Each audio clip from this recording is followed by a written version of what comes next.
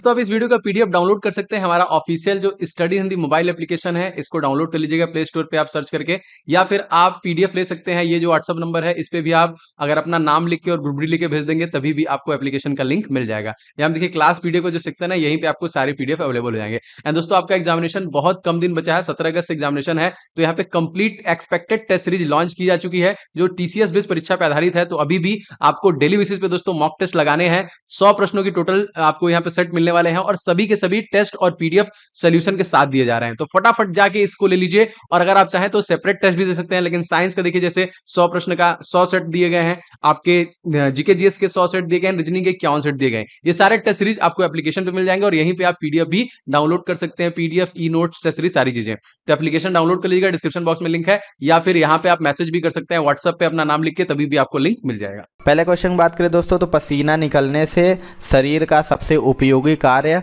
क्या होता है। आपको बताना है कि जब शरीर से पसीना निकल जाता है तो सबसे उपयोगी कार्य क्या होता है। तो राइट आंसर हो जाएगा दोस्तों ऑप्शन नंबर बी, यानी शरीर का ताप नियंत्रित होना। यानी पसीना निकलने से शरीर का सबसे उपयोगी कार्य शरीर का ताप नियंत्रित होना है। अगला क्वेश्चन देख लेते हैं दोस्तों, पेसमेकर का संबंध है। आपको बताना है कि इनमें से पेसमेकर का संबंध किससे है। तो इसका राइट आंसर हो जाएगा दोस्तों ऑप्शन नंबर डी, यानी हृदय, यानी हार्ट से। पेसमेकर जो कि एक ऐसा यंत्र है जिसका प्रयोग हृदयाघात के समय हृदय की धड़कन को संचालित व समंजित करने के लिए किया जाता है। चलिए दोस्तों अगला क्वेश्चन देख लेते हैं, निम्नलिखित में से कौन प्रोटीन का सबसे समृद्ध स्रोत माना जाता है।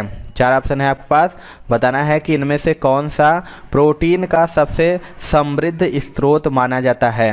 तो इसका राइट आंसर हो जाएगा दोस्तों ऑप्शन नंबर डी, यानी सोयाबीन। सोयाबीन जो कि प्रोटीन सोयाबीन में पाया जाता है, और मांसाहार में सर्वाधिक प्रोटीन की बात करें दोस्तों तो वह मछली में पाया जाता है। अगर शाकाहारी की बात करें तो सबसे ज़्यादा सोयाबीन में पाया जाता है प्रोटीन, और मांसाहारी की बात करें तो मछली जो होती है उसमें सबसे ज़्यादा प्रोटीन पाया जाता है। चलिए दोस्तों अगला क्वेश्चन देख लेते हैं, वास्तविक चित्रण के आधार पर किसने मानव शरीर की सटीक व्याख्या की। इनमें से बताना है कौन से वैज्ञानिक है जिन्होंने वास्तविक चित्रण के आधार पर मानव शरीर की सटीक व्याख्या की थी। तो राइट आंसर हो जाएगा दोस्तों ऑप्शन नंबर बी, यानी बेसेलियस, जो कि वास्तविक चित्रण के आधार पर मानव शरीर की सटीक व्याख्या एंड्रियास बेसेलियस ने की थी। इन्हें आधुनिक मानव शरीर रचना विज्ञान का भी जनक कहा जाता है, और विलियम हार्वे जो हैं उन्हें परिसंचरण तंत्र का जनक कहा जाता है। दोस्तों अगला क्वेश्चन देख लेते हैं, निम्नलिखित में से कौन सा ऊर्जा उत्पादक है। इनमें से आपको बताना है कि कौन सा ऊर्जा उत्पादक है। तो राइट आंसर हो जाएगा दोस्तों ऑप्शन नंबर बी, यानी कार्बोहाइड्रेट। कार्बोहाइड्रेट व प्रोटीन दोनों ऊर्जा उत्पादक हैं। आपको बता दें कार्बोहाइड्रेट और प्रोटीन दोनों ऊर्जा उत्पादक है, किंतु शरीर को मुख्यतः ऊर्जा की आपूर्ति कार्बोहाइड्रेट द्वारा की जाती है, और प्रोटीन तभी ऊर्जा को आपूर्ति करता है जब कार्बोहाइड्रेट व वसा द्वारा शरीर को पर्याप्त ऊर्जा प्राप्त नहीं होती है। विटामिन सहायता नहीं करता है। इनमें से आपको बताना है कि विटामिन किसकी सहायता नहीं करता है। तो राइट आंसर हो जाएगा दोस्तों ऑप्शन नंबर ए, यानी ऊतकों में एंजाइम के निर्माण में विटामिन, जो कि रोगों की रक्षा करने में सहायता करते हैं, और यह पाचन क्रिया में सहायता करते हैं और उपापचय में आवेजक के रूप में काम करते हैं, परंतु ऊतकों के एंजाइम के निर्माण में विटामिन कोई सहायता नहीं करता है। अगला क्वेश्चन देख लेते हैं, मानव अंग में विटामिन नहीं करता है। आपको बताना है इनमें से कि जो मानव अंग में विटामिन है इनमें से क्या नहीं करता है। तो राइट आंसर हो जाएगा दोस्तों ऑप्शन नंबर डी, कार्य शक्ति की आपूर्ति। आपको बता दें कि जो मानव अंग होता है उसमें विटामिन बी कॉम्प्लेक्स पाचन में सहायता करता है, ये पहला वाला। उसके अलावा विटामिन औषधि के उपापचन तथा वृद्धि में सहायता करता है, और परंतु कोई विटामिन कार्य शक्ति की आपूर्ति नहीं करता है। अगला क्वेश्चन देख लेते हैं दोस्तों, अग्न्याशय को पाचक रस के उत्पादन के लिए उत्तेजित करने वाला हार्मोन निम्नलिखित में से कौन है। 4 ऑप्शन है, बताना है कि जो अग्न्याशय होता है को पाचन रस के उत्पादन के लिए उत्तेजित करने वाला हार्मोन कौन सा है। तो राइट आंसर इसका हो जाएगा दोस्तों ऑप्शन नंबर सी, यानी सिक्रेटिन। जो कि नामक हार्मोन अग्न्याशय को पाचक रस के उत्पादन के लिए उत्तेजित करता है और यह जठर रस के स्त्रावण को कम करता है तथा अग्न्याशय की वृद्धि और सुचारू कार्यकी का भी प्रेशर करता है। दोस्तों आपके आगामी एग्जामिनेशन जो 17 अगस्त से होने वाले हैं दोस्तों, ग्रुप डी के लिए बहुत सारे इंपॉर्टेंट ई बुक्स मैंने लॉन्च किए हैं। जैसे 500 क्वेश्चन तो सुपर गेस्ट क्वेश्चन दोस्तों यहाँ पे रेडी किया गया है, जो नवीनतम परीक्षा पैटर्न पर आधारित और सभी हल प्रश्नों के साथ है। अगर आपका मैथमेटिक्स लो है तो इन सभी 500 प्रश्नों को लगा डालिए अभी के अभी। ये ई बुक का लिंक आपको डिस्क्रिप्शन बॉक्स मिल जाएगा। एंड जीके के टॉप 70 टॉपिक, क्योंकि टॉपिक वाइज कवर करना बहुत जरूरी होता है एग्जामिनेशन से पहले, आप पूरा रिवीजन कर डालिए। जितने भी आपके टॉपिक आते हैं उन सभी को इस टॉपिक वाइज में कवर किया गया है, इसका भी लिंक आपको नीचे मिल जाएगा। एंड साइंस के 1000 क्वेश्चन दोस्तों, इनका भी ई बुक रेडी किया गया, जो पिछले 10 सालों से लगातार जीव विज्ञान, रसायन विज्ञान, भौतिक विज्ञान के प्रश्न बार बार रिपीट किए गए हैं। उनके फुल डिटेल के साथ दोस्तों क्वेश्चन इसमें इनबिल्ट किए गए हैं। तो ये भी सभी ग्रुप डी एग्जामिनेशन के लिए बहुत इंपॉर्टेंट ई बुक है। इन सभी का लिंक डिस्क्रिप्शन बॉक्स में है, फटाफट जाके वहां से आप लोग इसको ले लीजिए। चलिए दोस्तों अगला क्वेश्चन देख लेते हैं। संतुलित भोजन में क्या होता है? आपको बताना है कि संतुलित भोजन में इनमें से क्या होता है। तो राइट आंसर हो जाएगा दोस्तों ऑप्शन नंबर ए, यानी सूक्ष्म व व्यापक पोषण। जबकि संतुलित भोजन में ये सूक्ष्म और व्यापक पोषण होता है। अगला क्वेश्चन देख लेते हैं दोस्तों। हमारे आहार का निम्न में से कौन सा भाग हड्डियों और दांतों की संरचना के लिए आवश्यक है? वेरी वेरी इंपॉर्टेंट ये क्वेश्चन है, मोस्ट रिपीटेड, मैक्सिमम बार एग्जाम में ये क्वेश्चन पूछा है दोस्तों। आपको बताएं जो हमारे आहार का कौन सा भाग है जो हड्डियों और दांतों की संरचना के लिए आवश्यक है? तो इसका राइट आंसर हो जाएगा दोस्तों ऑप्शन नंबर सी, यानी कैल्शियम। कैल्शियम जो कि हमारे शरीर में अस्थियों तथा दांतों की संरचना के लिए आवश्यक होता है, और फास्फोरस भी कैल्शियम के साथ मिलकर अस्थियों तथा दांतों का निर्माण करता है। चलिए दोस्तों अगला क्वेश्चन देख लेते हैं। क्रेनियम के ऊपरी भाग को ढकने वाली मांसपेशी का नाम है। बताना है कि जो क्रेनियम के ऊपरी भाग को ढकने वाली मांसपेशी का नाम क्या है? तो राइट आंसर हो जाएगा ऑप्शन नंबर ए, यानी गेलिया एपोन्यूरोटिका, जो कि यह सघन तंतुमय ऊतकों की एक कड़ी परत है जो कपालिका के ऊपरी भाग को ढकने का कार्य करती है। चलिए दोस्तों अगला क्वेश्चन देखते हैं। मनुष्य के शरीर में क्रेनियल तंत्रिकाओं की संख्या कितनी है? आपको बताना है कि जो मनुष्य के शरीर में क्रेनियल तंत्रिका होती है उसकी संख्या कितनी होती है? तो इसका राइट आंसर हो जाएगा ऑप्शन नंबर ए, यानी 12 जोड़ी। कपालीय तंत्रिका यानी जिसे हम क्रेनियल नर्व कहते हैं, ऐसी तंत्रिकाएं हैं जिनका उद्गम सीधे मस्तिष्क से होता है, और मानव शरीर में 12 जोड़ी कपालीय तंत्रिकाएं पाई जाती हैं। अगला क्वेश्चन देख लेते हैं दोस्तों। हमारे भोजन में संरचनात्मक खाद्य पदार्थ है। आपको बताना इनमें से हमारे भोजन में संरचनात्मक खाद्य पदार्थ कौन सा है? ये भी मोस्ट इंपॉर्टेंट है दोस्तों, अब मैक्सिमम बार रिपीट हुआ है। तो राइट आंसर हो जाएगा दोस्तों ऑप्शन नंबर सी, यानी विटामिन एवं खनिज से हमें कोई ऊर्जा प्राप्त नहीं होती है। इन्हें संरचनात्मक खाद्य पदार्थ कहा जाता है क्योंकि यह शरीर के प्रतिरक्षा तंत्र के लिए आवश्यक होते हैं। अगला क्वेश्चन देख लेते हैं दोस्तों। किस में प्रोटीन नहीं पाया जाता? मोस्ट इंपॉर्टेंट है ये भी दोस्तों, बताना है इनमें से किस में प्रोटीन नहीं पाया जाता। तो राइट आंसर हो जाएगा दोस्तों ऑप्शन नंबर सी, यानी चावल में। आपको बता दें कि मांस हो गया, दाल हो गया, दूध हो गया में अच्छे स्रोत हैं प्रोटीन के, और चावल में कोई प्रोटीन नहीं पाया जाता या बहुत कम पाया जाता है। चावल की बात करें तो इसमें कार्बोहाइड्रेट का अच्छा स्रोत है। अगला क्वेश्चन देख लेते हैं। बेरी रोग किस विटामिन की कमी से होता है? आपको बताना है कि जो बेरी रोग होता है वो किस विटामिन की कमी से होता है? तो राइट आंसर हो जाएगा दोस्तों ऑप्शन नंबर बी, यानी विटामिन बी। विटामिन बी की कमी से बेरी रोग हो जाता है। अगला क्वेश्चन देख लेते हैं। विटामिन ई का रासायनिक नाम है। मोस्ट इंपॉर्टेंट ये क्वेश्चन है दोस्तों, बताना है कि जो विटामिन ई है उसका रासायनिक नाम क्या है? तो राइट आंसर हो जाएगा दोस्तों ऑप्शन नंबर डी, यानी टोकोफेरॉल। आपको बता दें विटामिन ई का जो रासायनिक नाम है टोकोफेरॉल। और अन्य विटामिनों की बात करें दोस्तों तो विटामिन ए होता है, उसका जो रासायनिक नाम हो जाएगा रेटिनॉल होता है। इसके अलावा B1 की बात करें तो थायमीन हो जाता है, B2 की बात करें तो राइबोफ्लोविन होता है, और B6 की बात करें तो पायरिडॉक्सिन होता है, और विटामिन सी की बात करें तो एस्कॉर्बिक एसिड हो जाता है। विटामिन डी का कैल्सीफेरॉल, और विटामिन के का फिलोक्विनोन हो जाता है। अगला क्वेश्चन देख लेते हैं। विटामिन बी कॉम्प्लेक्स के अभाव से होता है। आपको बताना है कि विटामिन बी कॉम्प्लेक्स के अभाव से कौन सा नामक रोग हो जाता है। Very very important and most repeated हुआ है ये क्वेश्चन। तो इसका राइट आंसर हो जाएगा दोस्तों ऑप्शन नंबर सी, यानी प्लाग्रा जो है विटामिन बी कॉम्प्लेक्स की कमी से हो जाता है। बात करें अगर विटामिन बी1 की कमी से, तो इससे बेरी तथा बी3 की कमी से पेलाग्रा अथवा डी सिंड्रोम नामक रोग हो जाता है, जिसमें डायरिया, डिप्रेशन और ड्राई स्किन रोग होता है। अगला क्वेश्चन देख लेते हैं। मनुष्य 1 मिनट में कितनी बार सांस लेते हैं। मोस्ट इंपॉर्टेंट ये भी क्वेश्चन है। आपको बताना है कि मनुष्य 1 मिनट में कितनी बार सांस लेते हैं। तो इसका राइट आंसर हो जाएगा ऑप्शन नंबर ए, यानी 16 से 18 बार। आपको बता दें कि मनुष्य प्रति मिनट में 16 से 18 बार सांस लेते हैं और हृदय प्रति मिनट में 72 बार धड़कता है। अगला क्वेश्चन देख लेते हैं। निम्नलिखित में कौन सा विटामिन जल में विलय होता है। ये भी मोस्ट इंपॉर्टेंट है, बहुत बार रिपीट हुआ है क्वेश्चन। आपको बताना है कि कौन सा विटामिन है इनमें से जो जल में विलय होता है। तो राइट आंसर हो जाएगा दोस्तों ऑप्शन नंबर सी, यानी विटामिन सी। आपको बता दें दोस्तों कि विटामिन बी व विटामिन सी जल में विलय होते हैं और शेष सभी विटामिन ए हो गया, डी हो गया, ई हो गया तथा के विटामिन वसा में विलय होते हैं। चलिए अगला क्वेश्चन देख लेते हैं दोस्तों। निम्नलिखित में से कौन सा रसायन जल में विलय है। मोस्ट इंपॉर्टेंट है, अभी आपको मैंने बताया है कि इनमें से कौन सा रसायन जल में विलय है। तो राइट आंसर हो जाएगा दोस्तों ऑप्शन नंबर बी, यानी इंसुलिन।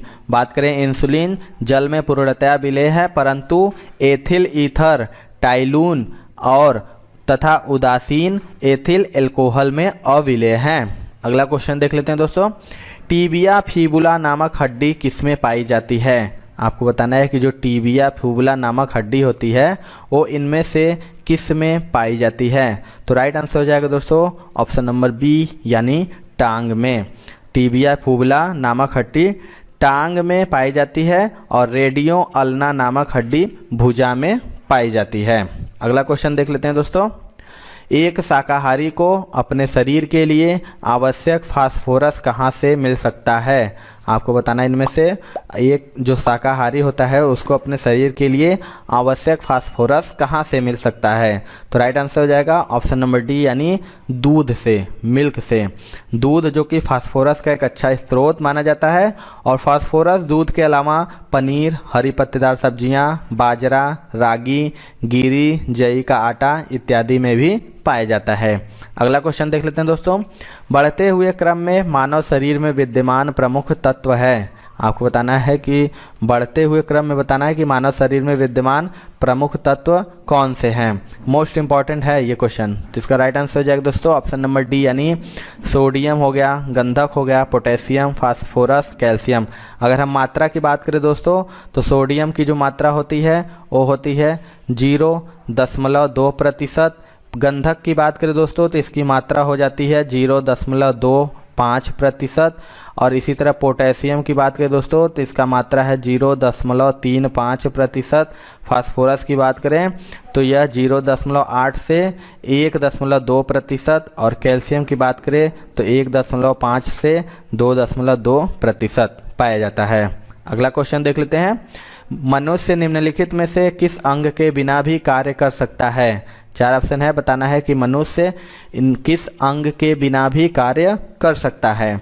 तो राइट आंसर हो जाएगा ऑप्शन नंबर बी, यानी टॉन्सिल्स। मनुष्य टॉन्सिल्स के बिना भी कार्य कर सकता है। और इसके अलावा हो गया दांत हो गया, लीवर हो गया, त्वचा हो गया, मानव शरीर के लिए नितांत आवश्यक है। अगला क्वेश्चन देख लेते हैं। मानव शरीर के किस अंग में हड्डियों की संख्या सर्वाधिक है। 4 ऑप्शन है, बताना है कि मानव शरीर के किस अंग में हड्डियों की संख्या सर्वाधिक है। तो राइट आंसर हो जाएगा ऑप्शन नंबर ए, यानी अंगुलियों में। बात करें कितना, तो अंगुलियों में दोस्तों 56 हड्डियां पाई जाती हैं। इसके अलावा दोस्तों बात करें मस्तिष्क की तो इसमें 8 पाई जाती हैं, छाती में 24 पाई जाती हैं और कशेरुकाएं में पाई जाती है 33।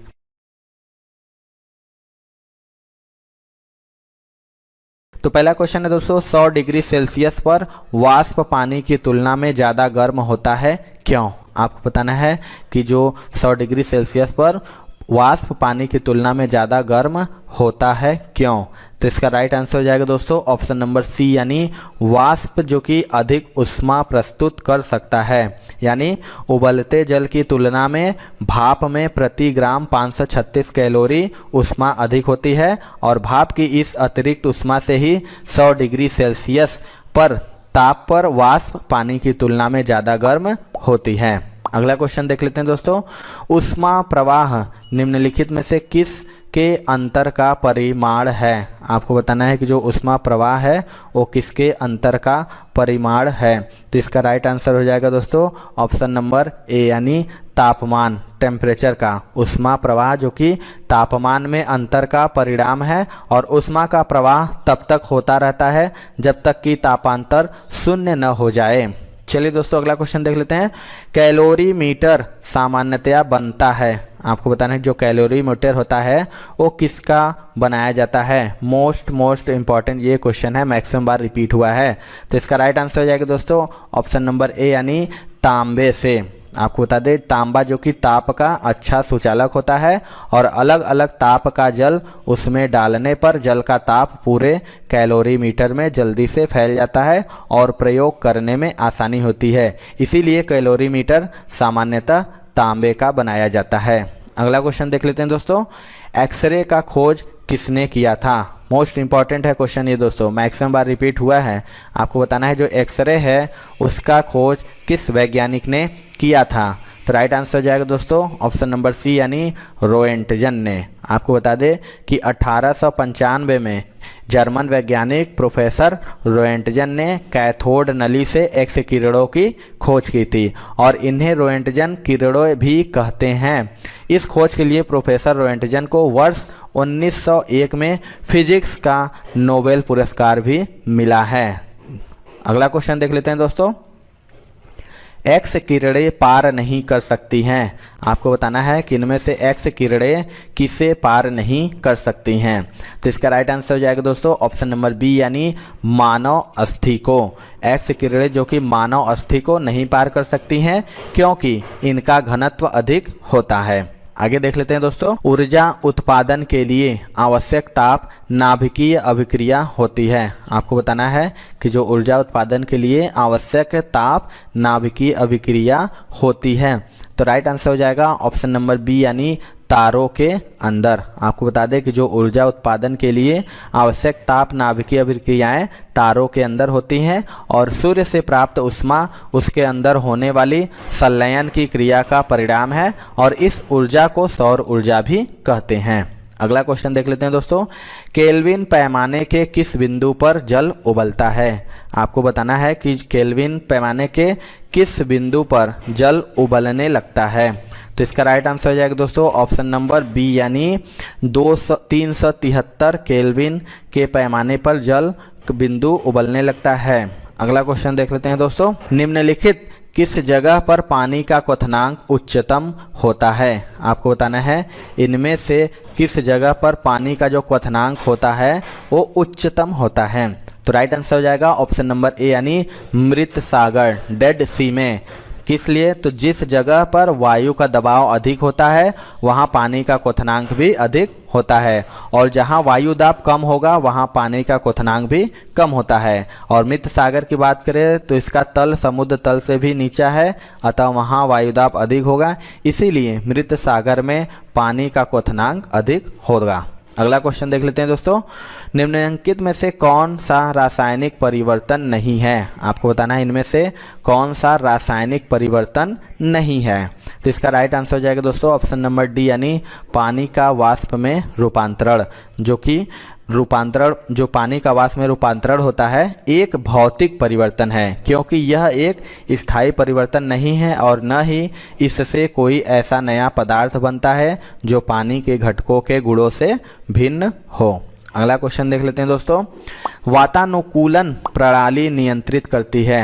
आपको बताना है जो कि वातानुकूलन है वो प्रणाली नियंत्रित करती है। तो इसका राइट आंसर हो जाएगा दोस्तों ऑप्शन नंबर डी यानी उपर्युक्त सभी को। बता दें कि वातानुकूलन जो प्रणाली होती है वो तापमान, आर्द्रता और वायु वेग को नियंत्रित करती है, क्योंकि मनुष्य के लिए आरामदेह स्थिति बनाने के लिए इन तीनों का अनुकूलन आवश्यक है। मोस्ट इंपॉर्टेंट यह क्वेश्चन है दोस्तों। अगला क्वेश्चन देख लेते हैं। तापमान की वृद्धि के साथ कार्बन प्रतिरोध। आपको बताना है कि जब तापमान की वृद्धि होती है उसके साथ कार्बन का जो प्रतिरोध होता है वो क्या होता है। तो इसका राइट आंसर हो जाएगा दोस्तों ऑप्शन नंबर डी यानी घटता है। आपको बता दें कि धातुओं का जो प्रतिरोध होता है वो ताप बढ़ाने पर बढ़ता है। इनका प्रतिरोध परम ताप के अनुक्रमानुपाती होता है और मिश्र धातुओं का भी प्रतिरोध ताप बढ़ाने पर बढ़ता है। लेकिन कुछ पदार्थ ऐसे होते हैं जिनकी चालकता अचालकों से अधिक किंतु चालकों से कम होती है। ऐसे पदार्थ को अर्धचालक कहते हैं और इनका प्रतिरोध ताप बढ़ाने पर घटता है। अगला क्वेश्चन देख लेते हैं दोस्तों। अधिकतम साधारणतः प्रयुक्त वाट मापी है। आपको बताना है कि अधिकतम साधारणतः प्रयुक्त वाट मापी इनमें से क्या है। तो इसका राइट आंसर हो जाएगा दोस्तों ऑप्शन नंबर सी यानी डायनोमीपी प्रकार, यानी अधिकतम साधारणतः प्रयुक्त वाट मापी डायनोमापी प्रकार का वाट मापी होता है। अगला क्वेश्चन देख लेते हैं दोस्तों। परम शून्य ताप है। आपको बताना है कि परम शून्य ताप क्या है। तो इसका राइट आंसर हो जाएगा दोस्तों ऑप्शन नंबर बी यानी आणविक गति अवरुद्ध हो जाती है, यानी ताप बढ़ने पर गतिज ऊर्जा बढ़ती है और ताप घटने पर गतिज ऊर्जा भी घटती है और परम शून्य ताप पर गतिज ऊर्जा शून्य हो जाती है। इसका आशय है कि समस्त आणविक गतियां परम शून्य ताप पर अवरुद्ध हो जाती हैं। अगला क्वेश्चन देख लेते हैं दोस्तों। सेल्सियस में माप का कौन सा तापक्रम 300 केल्विन के बराबर है। आपको बताना है कि 300 केल्विन के बराबर सेल्सियस में कौन सा माप है। तो राइट आंसर हो जाएगा ऑप्शन नंबर बी यानी 27 डिग्री सेल्सियस। आपको परम ताप को केल्विन कहते हैं और यह वह ताप होता है जिसमें एंट्रोपी अपने उच्च सीमा पर होती है। अगला क्वेश्चन देख लेते हैं दोस्तों। परमाणु बम की खोज किसने की थी। मोस्ट इंपॉर्टेंट है दोस्तों। आपको बताना है कि जो परमाणु बम थी उसकी खोज किस वैज्ञानिक ने की थी। तो राइट आंसर हो जाएगा दोस्तों ऑप्शन नंबर ए यानी ऑटो हान ने। परमाणु बम जिसे नाभिकीय बम भी कहा जाता है, इसकी खोज 1941 में ऑटो हान ने की थी। इसकी कार्यविधि नाभिकीय विखंडन की अनियंत्रित अभिक्रिया पर आधारित है। इस बम को बनाने में यूरेनियम तथा प्लूटोनियम प्रयुक्त किया जाता है। अगला क्वेश्चन देख लेते हैं। पानी का वाष्पोत्सर्जन है। आपको बताना है कि जो पानी है उसका वाष्पोत्सर्जन इनमें से कौन सा है। Most important, most repeated sorry. इसका राइट आंसर हो जाएगा दोस्तों ऑप्शन नंबर बी यानी ऊष्माशोषी परिवर्तन। पानी जो कि द्रव अवस्था से गैस अवस्था में परिवर्तित होने पर अवस्था परिवर्तन के लिए आवश्यक ऊष्मा की मात्रा को वातावरण से अवशोषित करता है, अर्थात वाष्पोत्सर्जन एक ऊष्माशोषी परिवर्तन होता है। अगला क्वेश्चन देख लेते हैं दोस्तों। थर्मोकपूल थर्मामीटर किस सिद्धांत पर काम करता है। 4 ऑप्शन है। बताना है कि थर्मोकपूल थर्मामीटर किस सिद्धांत पर कार्य करता है। तो इसका राइट आंसर हो जाएगा दोस्तों ऑप्शन नंबर सी यानी सीबेक प्रभाव पर। बता दें आपको कि जब दो भिन्न भिन्न धातुओं के तारों को जोड़कर एक बंद परिपथ बनाया जाता है तथा इस परिपथ की संधियों को अलग अलग तापों पर रखते हैं तो परिपथ में धारा बहने लगती है। इस प्रभाव को सीबेक प्रभाव कहते हैं। अगला क्वेश्चन देख लेते हैं दोस्तों। एक थर्मामीटर बनाने में ऐसे तत्व का उपयोग आवश्यक है जो। बताना है कि एक थर्मामीटर में कौन सा ऐसा तत्व है का उपयोग आवश्यक है। तो इसका राइट आंसर हो जाएगा ऑप्शन नंबर डी यानी जब गर्म या ठंडा किया जाए तो उसमें सामान्य परिवर्तन हो। यानी थर्मामीटर बनाने में एक ऐसे तत्व का प्रयोग किया जाता है क्योंकि पारा के आयतन में वृद्धि ताप के समानुपाती होती है और पारे को गर्म करने पर उसके आयतन में समान वृद्धि होती है और ठंडा करने पर समान रूप से संकुलन भी होता है। अगला क्वेश्चन देख लेते हैं।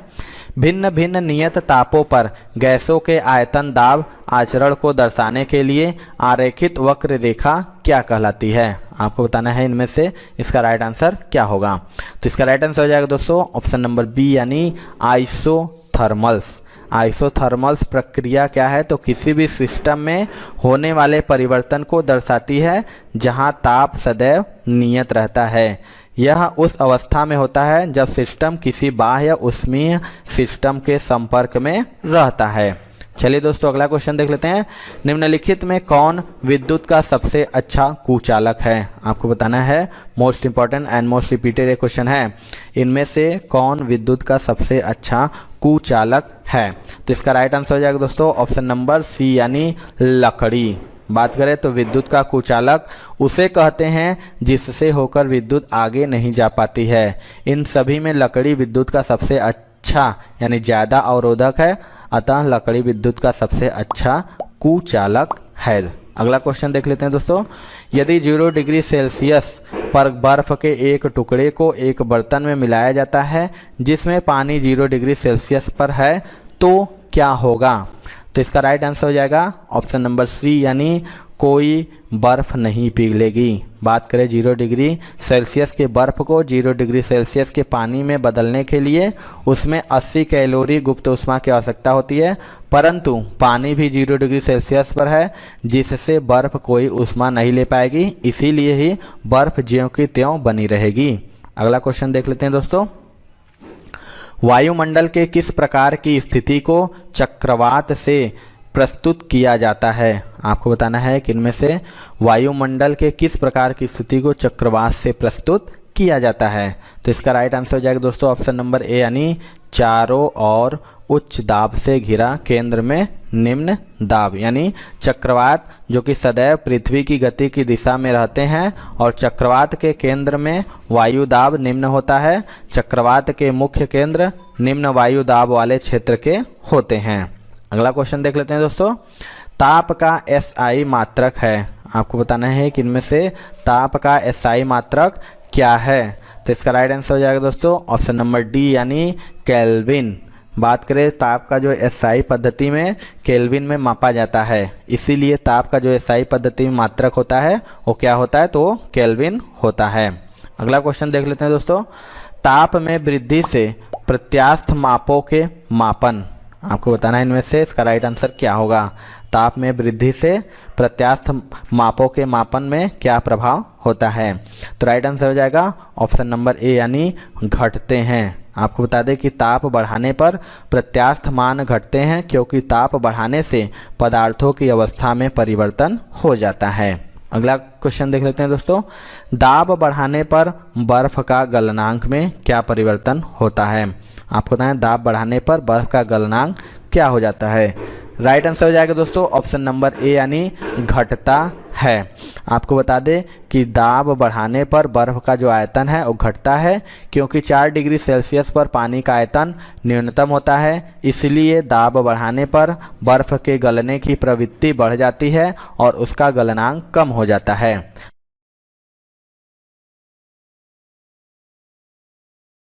पहला क्वेश्चन बात करें दोस्तों तो किसी तत्व में 3 कक्ष होते हैं जो पूरी तरह से इलेक्ट्रॉन से भरे होते हैं। आपको इनमें से बताना है कौन से हैं जिसके 3 कक्ष होते हैं और जो पूरी तरह से इलेक्ट्रॉन से भरे होते हैं, किस तत्व के। तो इसका राइट आंसर हो जाएगा दोस्तों ऑप्शन नंबर ए यानी ऑर्गन। बात करें तो ऑर्गन एक अक्रिय गैस है जिसका परमाणु क्रमांक 18 होता है। इसके तत्व के तीनों कक्ष पूर्ण होते हैं। अगला क्वेश्चन देख लेते हैं दोस्तों। कठोर जल को सामान्य बनाने के लिए किस सोडियम यौगिक का उपयोग किया जाता है। आपको बताना है कि जो कठोर जल होता है उसको सामान्य बनाने के लिए किस सोडियम यौगिक का उपयोग किया जाता है। इसका राइट आंसर हो जाएगा दोस्तों ऑप्शन नंबर सी यानी सोडियम कार्बोनेट। आपको बता दें कि वह जल जिसमें साबुन पर्याप्त झाग नहीं देता कठोर जल कहलाता है। और जल की कठोरता भी 2 प्रकार की होती है। अस्थायी कठोरता जल में कैल्शियम एवं मैग्नीशियम के बाइकार्बोनेट के घुले रहने के कारण होती है जिसका शोधन जल को उबाल कर किया जाता है। और जब जल में कैल्शियम तथा मैग्नीशियम के लवण घुले होते हैं तो इसे जल की स्थायी कठोरता कहते हैं। अगला क्वेश्चन देख लेते हैं दोस्तों।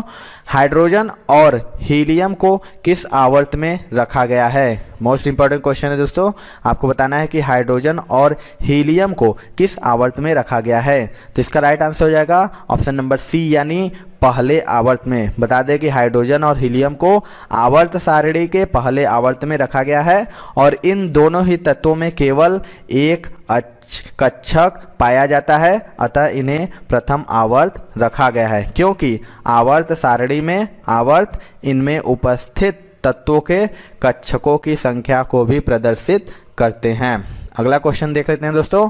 मेंडल का नियम बताता है कि तत्वों के गुण उनके खाली स्थान है के आवर्ती फलन होते हैं। आपको बताना है कि जो मेंडल का नियम है वो क्या है कि तत्वों के गुण उनके आवर्ती फलन होते हैं। तो इसका राइट आंसर हो जाएगा दोस्तों ऑप्शन नंबर ए यानी परमाणु द्रव्यमान। बता दें कि जो मेंडलीव के नियम के अनुसार तत्वों के गुण उनके परमाणु द्रव्यमानों के आवर्ती फलन होते हैं। अगला क्वेश्चन देख लेते हैं दोस्तों। प्रत्येक आवर्त के अंत में संयोजी सेल होता है। आपको बताना है कि प्रत्येक आवर्त के अंत में जो संयोजी सेल होता है वो क्या होता है। तो इसका राइट आंसर हो जाएगा दोस्तों ऑप्शन नंबर डी यानी पूर्ण रूप से भरा हुआ। आपको बता दें कि आधुनिक आवर्त सारणी में 7 आवर्त 18 समूह होते हैं और आवर्त जो कि 36 पंक्तियों में तत्वों की स्थिति व्यक्त करते हैं, जबकि समूह ऊर्ध्वाधर स्तंभों में तत्वों की स्थिति व्यक्त करते हैं। तो आधुनिक आवर्त सारणी के किस समूह में पूर्ण संयोजी कोष और रासायनिक रूप से निष्क्रिय तत्व होते हैं। आपको बताना है कि वह आवर्त सारणी कौन सी है जिसमें पूर्ण संयोजी कोष और रासायनिक रूप से निष्क्रिय तत्व होते हैं। तो इसका राइट आंसर हो जाएगा ऑप्शन नंबर बी यानी 18। बता दें कि आधुनिक आवर्त सारणी के समूह 18 के तत्व जिन्हें उत्कृष्ट गैसें कहते हैं यानी नोबल गैस में संयोजी कोष पूर्ण होता है। अगर बात करें समूह 18 में तो हीलियम, ऑर्गन, क्रिप्टॉन आदि गैसें पाई जाती है। अगला क्वेश्चन देख लेते हैं दोस्तों। बॉक्साइट किस धातु का अयस्क है। मोस्ट इंपॉर्टेंट क्वेश्चन है दोस्तों, मैक्सिमम बार ये एग्जाम में रिपीट हुआ है, वेरी वेरी इंपॉर्टेंट।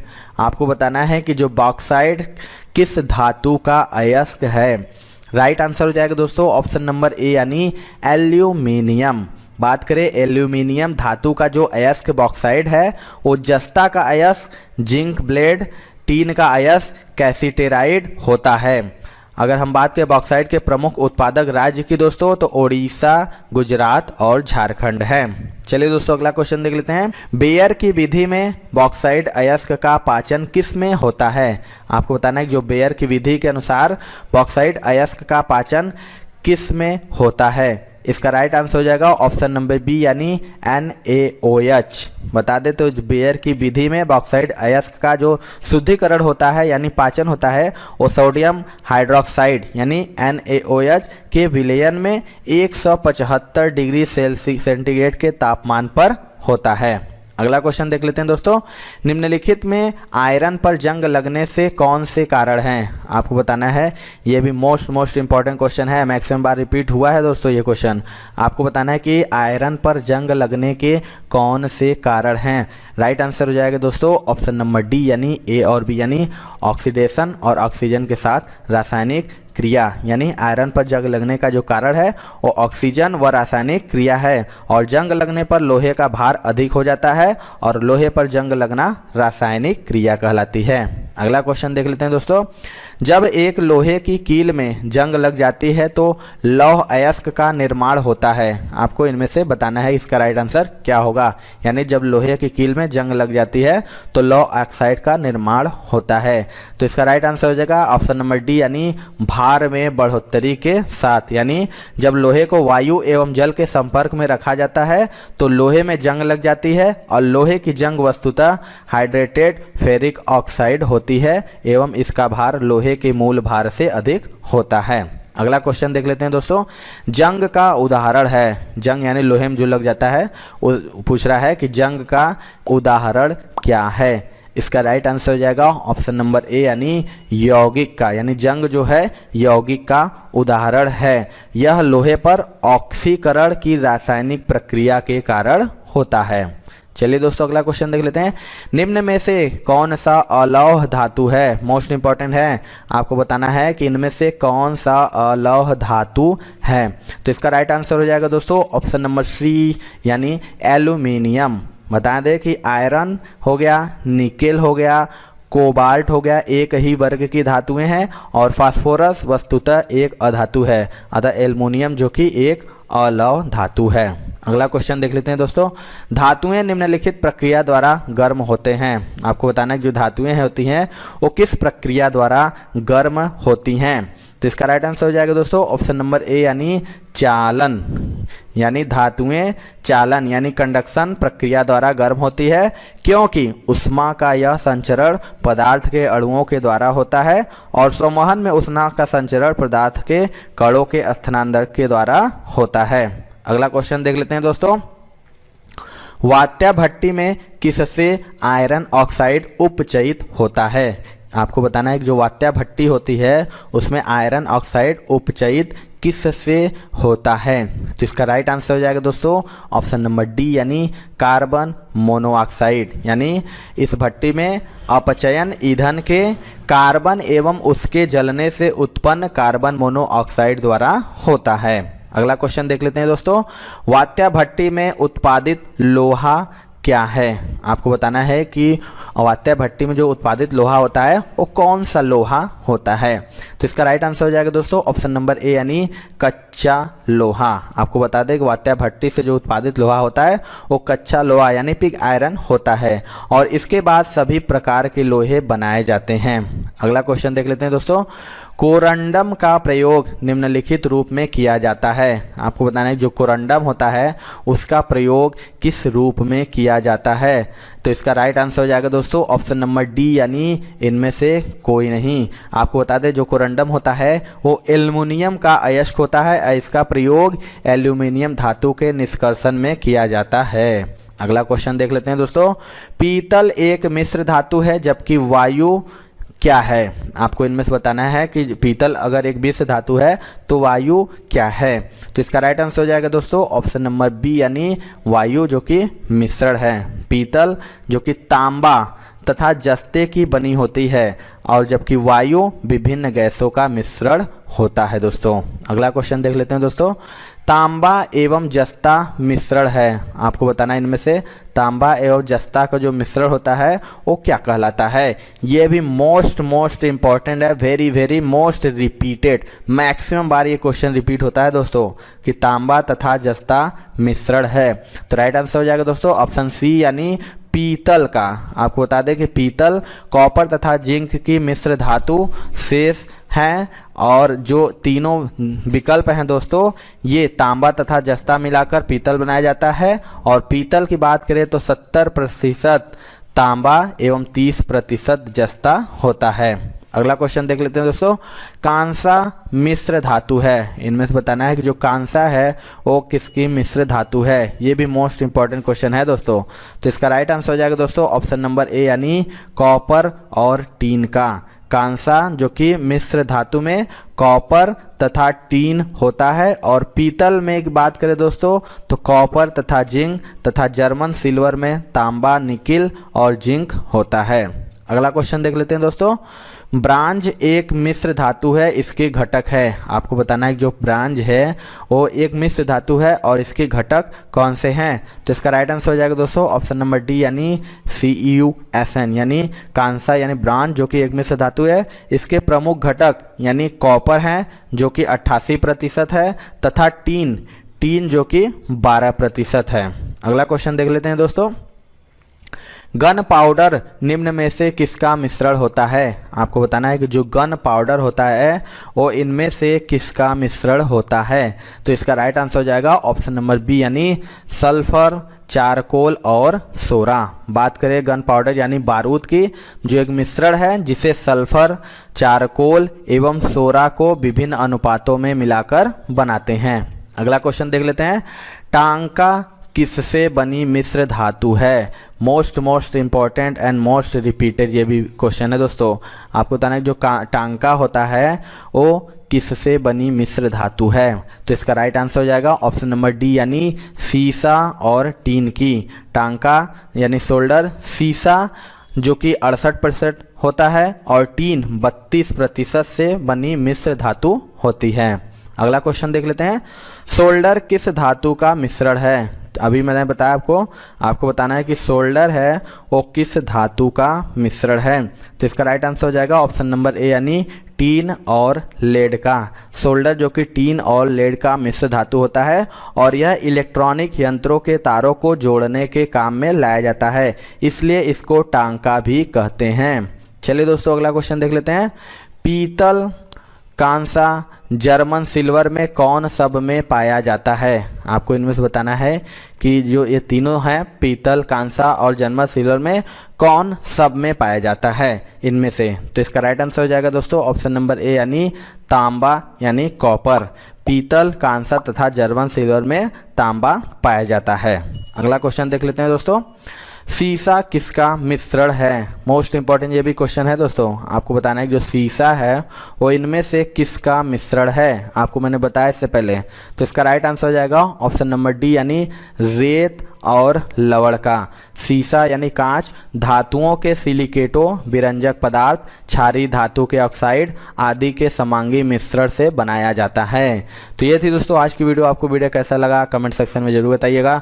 वीडियो पसंद आया होगा दोस्तों तो एक लाइक जरूर करिएगा और चैनल पे हमारे नए हैं तो चैनल को जरूर सब्सक्राइब कर लीजिएगा, क्योंकि हम लगातार ग्रुप डी एग्जाम की तैयारी करा रहे हैं जिससे आपको आने वाले एग्जाम में बहुत ही मदद मिलेगी। तो मिलते हैं दोस्तों अपने अगले वीडियो में, तब तक के लिए जय हिंद जय भारत।